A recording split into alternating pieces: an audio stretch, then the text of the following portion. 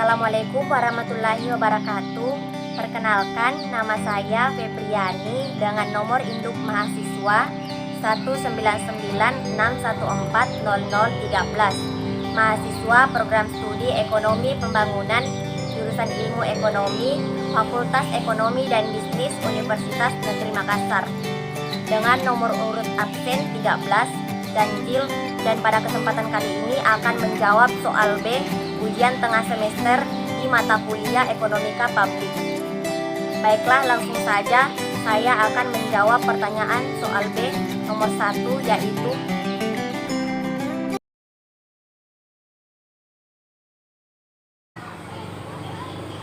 pertanyaan yang pertama, yaitu kemukakan beberapa peran pemerintah di dalam perekonomian modern. Peran pemerintah di dalam perekonomian modern dapat dibagi dalam 3 bagian, yaitu peran alokasi. Peran alokasi oleh pemerintah ini sangat dibutuhkan terutama dalam hal penyediaan barang-barang yang tidak dapat disediakan oleh swasta, yaitu barang-barang umum atau disebut juga barang publik. Karena dalam sistem perekonomian suatu negara, tidak semua barang dapat disediakan oleh swasta dan dapat diperoleh melalui sistem pasar. Dan dalam hal ini pemerintah harus bisa menyediakan apa yang disebut barang publik tadi. Tidak dapat tersedianya barang-barang publik atau public goods tersebut melalui sistem pasar disebut dengan kegagalan pasar. Kegiatan dalam mengalokasikan faktor-faktor produksi maupun barang-barang atau jasa-jasa untuk memuaskan atau memenuhi kebutuhan masyarakat yang secara efektif tidak dapat dipuaskan oleh mekanisme pasar. Contohnya dalam kegiatan pendidikan, pertahanan, dan keamanan serta keadilan.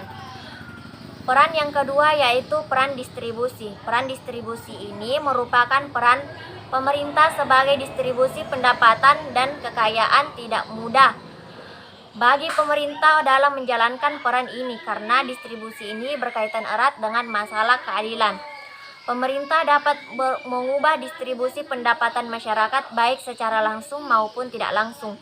Secara langsung misalnya dengan pajak progresif, yaitu membebankan pajak yang relatif lebih besar bagi orang kaya dan relatif lebih kecil bagi orang miskin atau orang yang tidak mampu, disertai dengan subsidi bagi golongan miskin. Dan secara tidak langsung bisa melalui kebijakan pengeluaran pemerintah, misalnya pembangunan rumah tipe sederhana RS atau golongan pendapatan tertentu, atau subsidi untuk pupuk tani. Peran yang ketiga yaitu peran stabilisasi.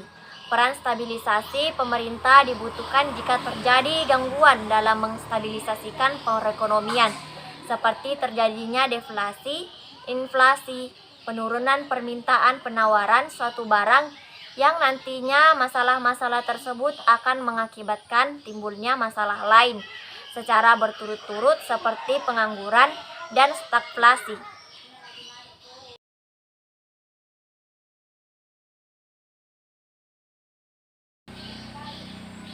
Pertanyaan yang kedua yaitu jelaskan beberapa kegagalan pasar. Market failure atau kegagalan pasar merupakan situasi di mana suatu pasar mengalami kegagalan dalam mengalokasikan sumber daya secara efisien dan kekuatannya sendiri. Adapun beberapa faktor yang mengakibatkan kegagalan pasar yaitu 1. Barang publik atau public goods. Market failure atau kegagalan pasar muncul pada saat pasar gagal menawarkan barang-barang publik tersebut kepada orang. Hal tersebut diakibatkan karena public goods atau barang publik sering memunculkan fenomena pendomplengan, yaitu mereka yang menikmati tanpa membayar, sehingga biasanya perusahaan swasta tidak akan mau menyediakan barang publik tersebut. Maka dari itu umumnya public goods atau barang publik ini disediakan oleh pemerintah, misalnya seperti jembatan umum atau sebagainya. 2. Barang bersama atau common goods.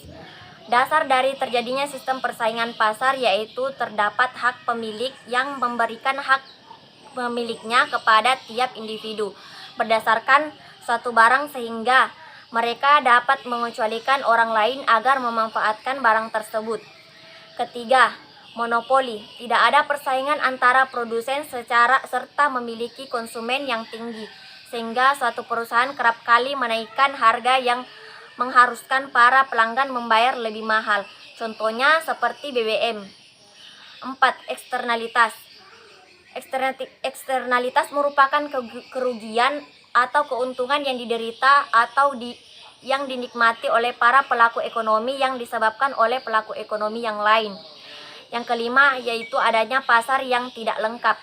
Terdapat barang-barang tertentu yang mana aspek pasar tidak dapat menyediakan barang yang cukup terhadap konsumen atau penawaran yang lebih kecil dibandingkan dengan permintaan. Dan yang keenam, adanya kegagalan informasi. Suatu informasi yang asimetris atau tidak pasti, atau dalam kata lain yaitu informasi yang inefisiensi terjadi pada saat salah satu pihak dari transaksi mempunyai informasi yang lebih banyak serta tidak baik dibandingkan dengan pihak yang lain. Ketidaksamaan informasi itulah yang dapat mengakibatkan keuntungan bagi salah satu pihak namun dapat merugikan bagi pihak lain. Itulah beberapa faktor kegagalan pasar.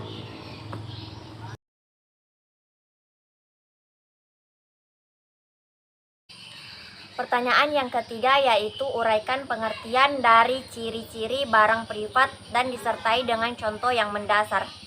Barang privat atau private goods adalah barang dan jasa yang dikonsumsi secara individu dan bersifat privat yang tersedia melalui mekanisme pasar, baik dalam bentuk hak kepemilikan, sistem kontrak, pasar bebas, atau bentuk pasar lainnya yang dibutuhkan. Adapun ciri-ciri dari private goods atau barang privat yaitu 1. Excludability. Barang privat menawarkan eksklusivitas karena tidak semua orang dapat memilikinya, dan ketika seseorang memilikinya maka barang tersebut menjadi kepemilikannya secara pribadi. Dalam mendapatkan barang privat juga meliputi persyaratan atau kriteria tertentu yang harus dimiliki sehingga bisa memiliki barang tersebut. Misalnya harus mengeluarkan sejumlah uang tertentu atau memenuhi syarat-syarat tertentu untuk memiliki barang privat tersebut. Yang kedua yaitu rivalitas. Barang privat adalah barang yang dalam manfaatnya akan mengurangi kesempatan pihak lain untuk menikmati. Dalam barang privat terjadi rivalitas antara pembeli satu dengan pembeli yang lainnya.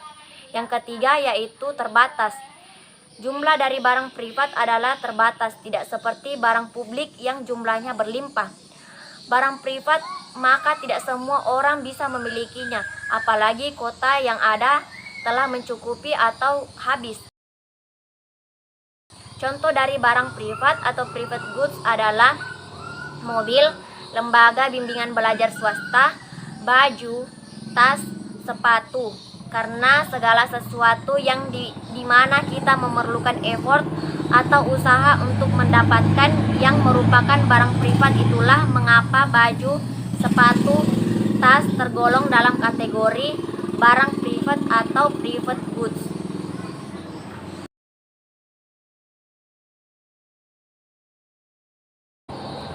Pertanyaan yang keempat yaitu jelaskan teori pengeluaran pemerintah ditinjau dari aspek makro.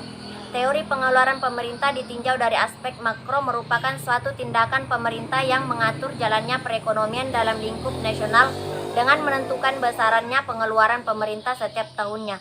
Adapun beberapa contoh pembahasan ialah terkait pendapatan nasional, pertumbuhan ekonomi, inflasi, pengangguran, investasi, dan sebagainya. Dalam teori ekonomi makro, pengeluaran pemerintah terdiri dari 3 fase utama, yaitu yang pertama, fase pengeluaran pemerintah untuk pembelian barang dan jasa. Yang kedua yaitu pengeluaran pemerintah untuk gaji pegawai.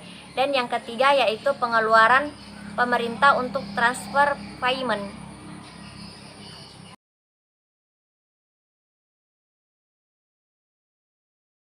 Pertanyaan yang kelima yaitu kemukakan secara detail proses penyusunan, pelaksanaan, dan pertanggungjawaban APBN.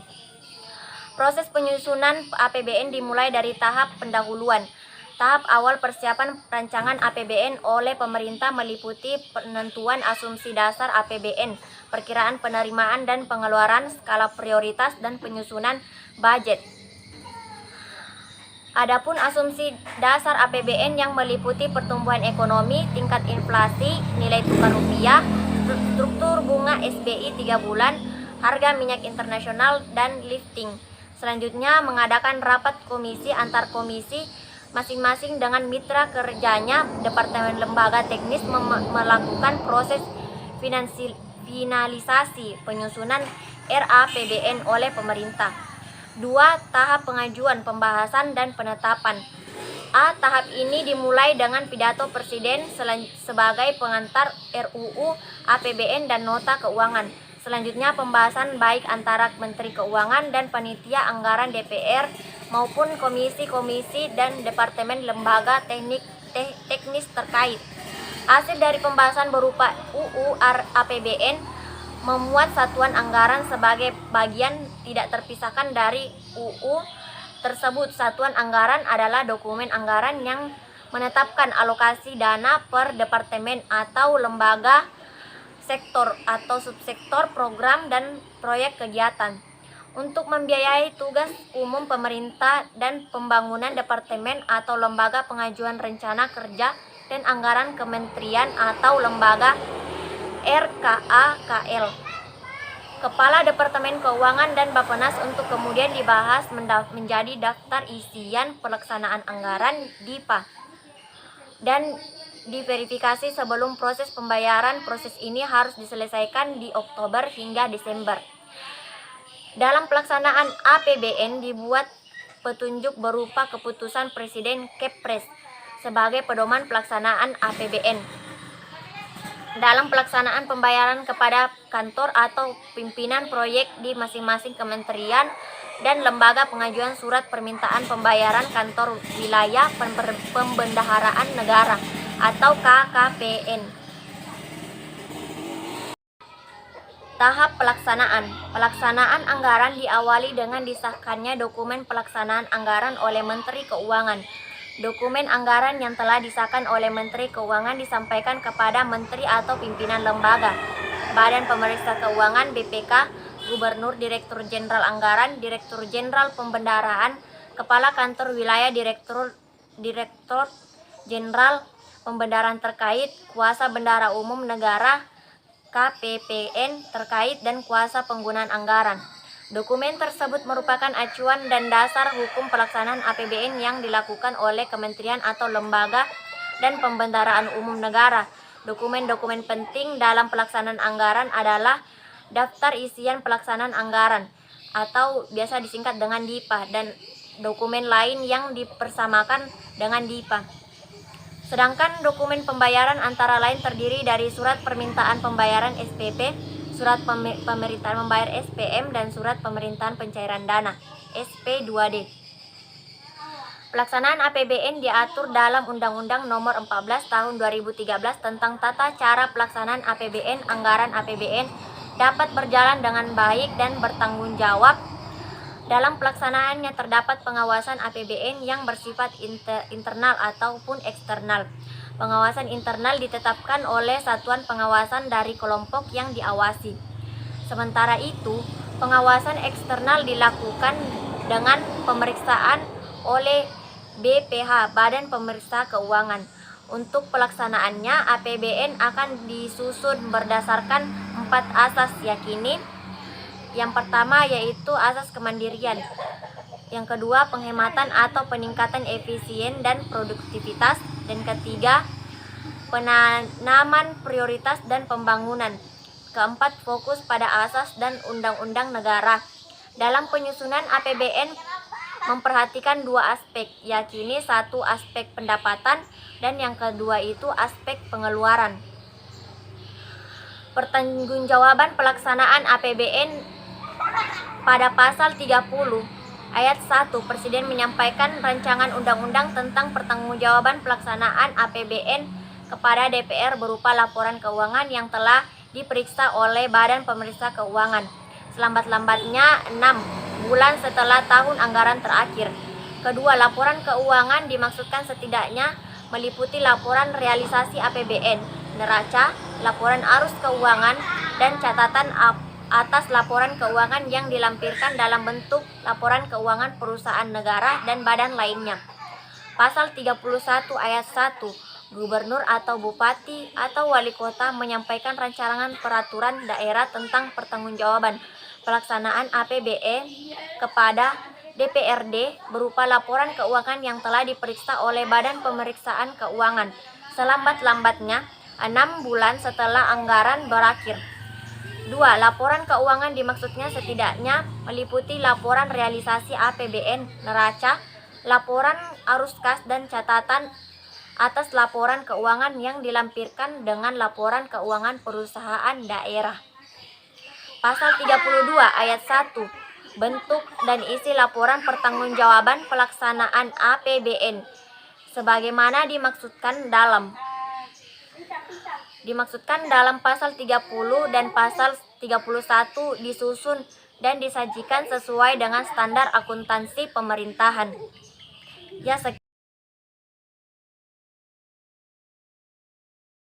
Pertanyaan yang keenam yaitu menurut saudara bagaimana pelaksanaan dan realisasi APBN di Indonesia secara umum, minimal disertai dengan tinjauan empiris. Pemerintah melalui APBN 2021 telah bekerja keras dengan meningkatkan realisasi belanja negara dan telah responsif memberikan perlindungan kepada masyarakat dalam bentuk dukungan penanganan kesehatan, perlindungan sosial dan dukungan bagi UKM dan dunia usaha. Penanganan COVID-19 terutama akselerasi vaksinasi dan pembatasan mobilisasi adalah penentuan laju pemulihan ekonomi yang membutuhkan mobilisasi dana dan SDM pusat daerah yang sangat besar. Dukungan pemerintah daerah melalui dana alokasi umum, dana bagi hasil, dana insentif daerah, dan dana desa sangat penting dalam penanganan COVID-19 dan percepatan pemulihan ekonomi. Di tengah upaya keras untuk menangani masalah kesehatan dan memulihkan perekonomian nasional yang membutuhkan pembiayaan anggaran yang tidak sedikit, pemerintah melakukan pengelolaan pembiayaan anggaran secara hati-hati dan terarah dengan memanfaatkan saldo anggaran lebih dan dalam rangka mengendalikan defisit dan mengupayakan penurunan pembiayaan utang. Prognosis hingga semester 2 2001 setelah sekitar 219 triliun pembiayaan lebih rendah dari UU APBN. Ini hal yang bagus, kita mengurangi kenaikan utang yang semestinya 1,177 triliun menjadi 958 triliun. Ini terutama karena defisit APBN secara nominal diperkirakan lebih rendah karena penerimaan negara kita bagus, belanja negara absorpsi optimal, dan kita lihat dari penggunaan SAL yang kita pakai secara optimal dan situasi saat ini. Oleh karena itu, instrumen APBN terus diperkuat untuk merespon dampak negatif peningkatan kasus COVID-19 kepada perekonomian. Ekspektasi pemulihan ekonomi perlu terus didorong, namun pengendalian pandemi terus mempercepat pelaksanaan vaksinasi dan kedisiplinan masyarakat dalam penerapan protokol kesehatan 5M akan sangat menentukan laju pemulihan ekonomi ke depannya. Baiklah, itulah realisasi dan pelaksanaan APBN dari saya. Baiklah, sekian video presentasi dari saya. Bila ada kesalahan mohon dimaafkan. Wabillahi taufiq wal hidayah. Wassalamualaikum warahmatullahi wabarakatuh. Sekian dan terima kasih.